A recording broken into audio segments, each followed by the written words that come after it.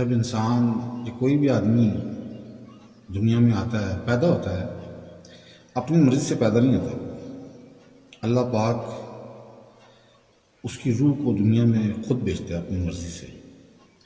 اس کو تو نہیں پتا مجھے اللہ پاک کہاں بھیجے گا، نہ اس نے کہا ہوتا ہے کہ میں مجھے وہاں بھیج دو، میرے باپ کا نام یہ ہو، ماں کا یہ ہو، بہن بھائی کے نام یہ ہوں، دوستوں کے نام یہ ہوں، نہیں، اس کو کچھ نہیں پتا ہوتا۔ یہ اللہ پاک نے سارا نظام اپنے ہاتھ میں رکھا ہوا ہے، وہ قادر ہے پوری کائنات۔ ان اللہ علی کل شیء قدیر۔ اب جب آپ بغیر بتائے ہوئے، وہ تو آپ سے پوچھے گا تو نہیں، آپ دنیا میں بھیج رہے ہو، اور جب بلائے گا آپ کو بتائے گا بھی آ جاؤ، بلا لے گا آپ کو۔